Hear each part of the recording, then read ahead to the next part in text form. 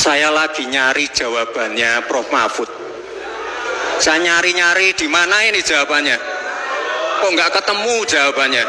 Bapak Mahfud MD untuk merespon tanggapan dari Bapak Gibran Rakabuming Raka. Waktu Bapak 1 menit dimulai ketika Bapak berbicara. Silakan. Saya juga ingin mencari itu jawabannya ngawur juga itu. Gila ini. Ngarang-ngarang nggak karuan, mengkaitkan dengan sesuatu yang tidak ada. Gitu ya. Begini loh, kalau akademis itu gampangnya kalau bertanya yang kayak gitu-gitu tuh recehan. Gitu. Recehan. Oleh sebab itu tidak layak dijawab menurut saya. Dan oleh sebab itu saya kembalikan saja ke moderator. Ini tidak layak dijawab pertanyaan kayak gini. Tidak ada ini jawabannya. Gue berterima kasih sama Gibran karena lu semalam gue yang tidak yakin memilih lu menjadi semakin yakin untuk tidak memilih lu. Terima kasih. Gimana ya? Saya mau punya kata-kata seperti ini di segmen keempat ya. Saya punya kata-kata seperti ini. Calon wakil presiden yang dilahirkan dari proses pelanggaran etika cenderung yang bersangkutan tidak memiliki etika atau adab. Itu yang ditunjukkan Gibran malam ini. Dia tidak menunjukkan etika dan adab sama sekali di panggung. Debat boleh kita kemudian berperang argumentasi. Tapi debat tidak kemudian dengan gaya dan model-model gimmick-gimmick yang kemudian merendahkan. Boleh beradu argumen, saling menjatuhkan, silakan. Tapi tidak merendahkan dengan gaya-gaya yang tidak penting di atas panggung. Jujur, apa yang dilakukan oleh Gibran kepada Pak Mahfud, saya sebagai orang Madura merasa tersinggung. Sangat-sangat merasa tersinggung. Tunggu saja Gibran, akan ada gelombang dari orang-orang Madura yang akan menjatuhkan kamu. Karena kamu tadi, gerakan kamu itu jelas-jelas merendahkan Profesor Mahfud sebagai orang Madura yang kita hormati. Ayo Reng Madura, patao kak, Reng Madura kak. Apa sih Reka laku Gibran wala menghina Reng Madura kak. Dia dengan gayanya seakan-akan merendahkan Pak Mahfud. Patao kak, tunjukkan kak, Reng Madura kompak kepi. Jatuhkan Gibran. Jadi dari debat cawapres malam ini bisa kita simpulin nih ya, orang baik itu akan kumpul sama orang-orang baik, orang-orang jahat akan kumpul sama orang-orang jahat. Nah itu ya, orang-orang yang nggak punya etik ya kumpulnya juga sama orang-orang yang nggak punya etik. Itu udah nggak bisa dirubah, buah nggak akan jatuh jauh dari pohonnya. Nah itu yang terjadi malam ini, kita bisa lihat ya. Jadi buat kamu semuanya, jangan sampai salah pilih. Kita nggak mau punya pemimpin yang tidak punya etika. Nah, dari sini kita punya satu garis besar kesimpulan bahwa Gibran ini memang songong menurut saya. Dia terbiasa melanggar etik aturan debat, termasuk juga melanggar etik konstitusi MK. Nah ini, anak ini betul-betul kalau dibiarkan berkuasa, dia akan seterusnya merasa menjadi anaknya Jokowi, bukan menjadi Gibran Rakabuming Raka. Nah ini yang akan menjadi gambaran kepada kita, mengapa kita harus melawan Gibran dan Prabowo. Terima kasih. Luar biasa. Acara debat tadi itu beneran ngebuka mata kita semua. Di atas ilmu itu ada yang namanya etika.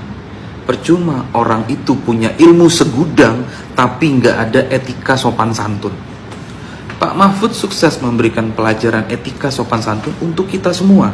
Bagaimana seharusnya seorang manusia sebagai makhluk sosial dalam berinteraksi terhadap sesamanya. Beliau tetap bijaksana dalam menjawab pertanyaan tanpa perlu melecehkan lawannya. Dan Gibran juga sukses ngasih contoh untuk kita semua bagaimana contoh manusia tanpa etika sopan santun terhadap yang lebih tua. Gibran ini sama sekali nggak mencerminkan gaya anak muda zaman now. Karena gua yang posisinya juga sebagai anak muda tetap masih punya etika kalau ngomong sama orang yang lebih tua. Dan sebagai penutupnya, buah itu jatuh tidak jauh-jauh dari pohonnya. Berarti kalau anaknya beres, orang tuanya beres. didikan orang tuanya beres. Kalau anaknya nggak punya sopan santun, orang tuanya pasti lebih parah lagi. Apa lo? Ini parah nih.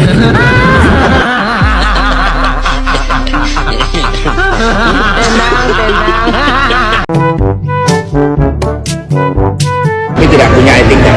Sampai tadi Mas Gibran harus mencari-cari, sepertinya ada jawabannya. Itu kan suatu yang tidak etis. Kemudian membawa sekali lagi persoalan dengan Tom Lembong di dalam forum debat yang seharusnya menunjukkan kualitas kedewasaan seorang pemimpin. Ini akan sangat berpengaruh, dan bagi kami menjadi pemimpin itu satunya kata dan perbuatan. Saya nggak tahu ya, Pak Tom Lembong dan tim sesnya sering nggak diskusi dengan cawapresnya.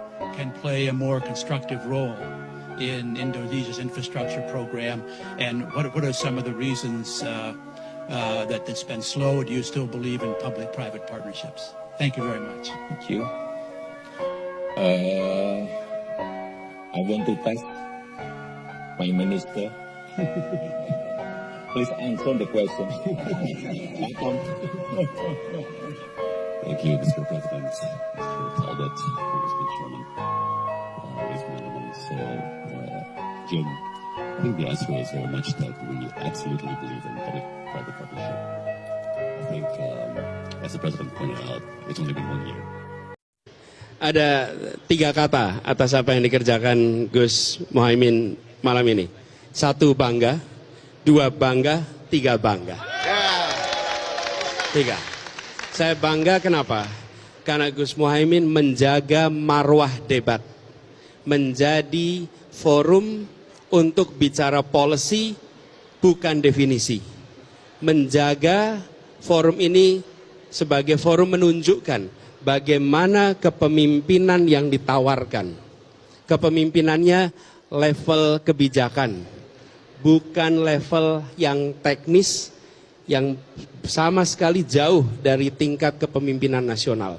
Yang kedua, menunjukkan sikap yang menghormati lawan bicara, menghargai dan tidak sedikit pun merendahkan orang yang sedang menjadi lawan debat. Karena seperti dikatakan tadi, lawan debat adalah teman berpikir. Dan Gus Imin menunjukkan kepada kita sikap yang terhormat. Dan itu semua didasari apa? Semua mulai dari etik. Semua mulai dari etika. Kalau etik itu dihormati, ditinggikan, maka perilaku akan mencerminkan itu. Dan tadi kita menyaksikan. Saya rasa seluruh rakyat Indonesia malam hari ini bisa menyaksikan. Bukan hanya gagasannya, tapi etika dalam forumnya ditunjukkan. Kenapa? Karena ini level nasional yang nantinya akan menjadi contoh bagi seluruh anak bangsa di dalam berperilaku keseharian. Saya bangga atas apa yang tadi disampaikan oleh Gus Muhaimin, dan saya yakin rakyat Indonesia pun melihat ini sebagai contoh bagaimana berdialog secara terhormat. Terima kasih. Aku Demokrat, aku Anies. Masya Allah, Bang Anda. Memang. Aku Demokrat, aku Anies. Oke, mantap.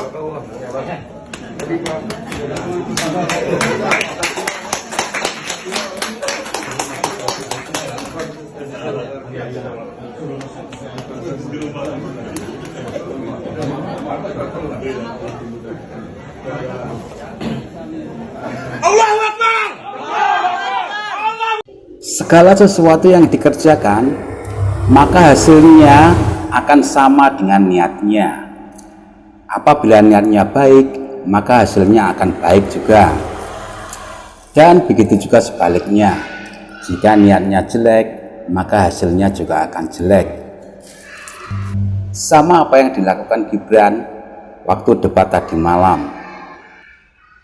Niat Gibran adalah menjatuhkan lawan supaya lawan terlihat bodoh dibanding dirinya.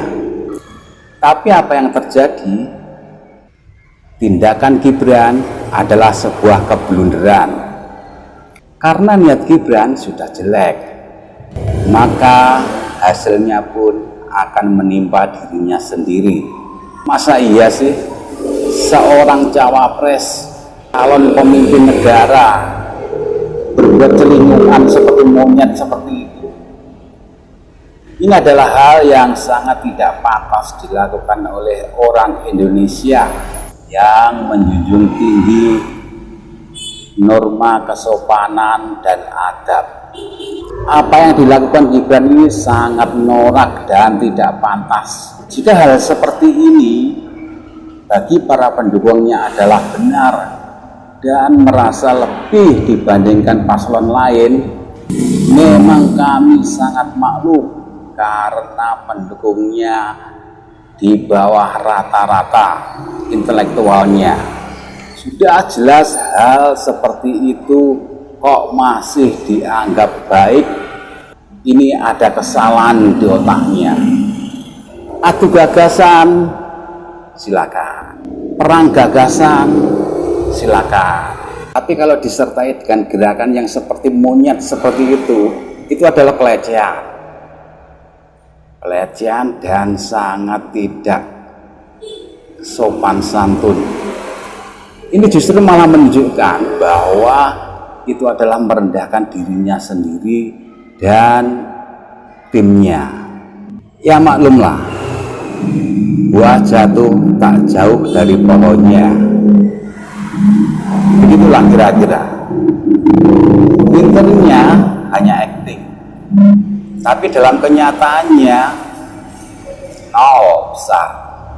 Silakan teman-teman nilai sendiri.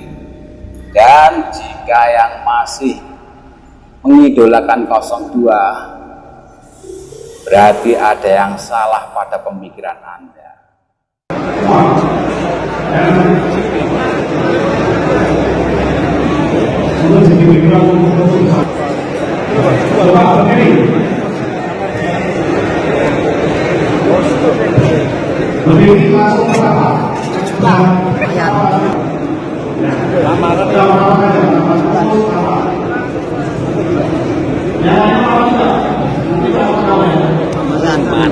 Mantap.